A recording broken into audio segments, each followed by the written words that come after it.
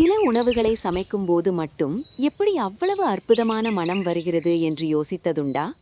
அந்த ரகசியம்தான் இந்த பாண்டன் இலைகள், அல்லது நம்ம ஊர் ரம்பா இலை. இதனை ஆசியாவின் வெண்ணிலா, வனிலா ஆஃப் தி ஈஸ்ட் என்று அழைக்கிறார்கள். பார்ப்பதற்கு வெறும் பச்சை இலைகளாக தெரிந்தாலும் இவற்றை நசுக்கினாலோ அல்லது சமைத்தாலோ தேங்காய் மற்றும் வெண்ணிலா கலந்த ஒரு சொர்க்கமான மனம் வீசும்.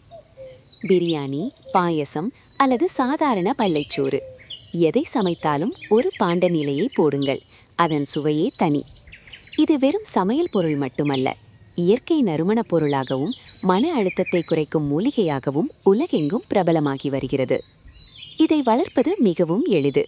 ஒரு சிறிய தொட்டியில் வைத்து போதிய தண்ணீரும் நிழலும் கொடுத்தால் போதும், காடு போல செழித்து வளரும்.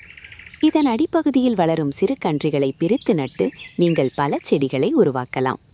உங்கள் வீட்டுத் தோட்டத்தில் இந்த வாசனை தேவதை இருக்கிறதா? இல்லையென்றால் இன்றே ஒரு செடியை நடுங்கள். வீடியோ பிடித்திருந்தால் லைக், ஷேர், சப்ஸ்கிரைப் செய்யுங்கள். நன்றி நண்பர்களே.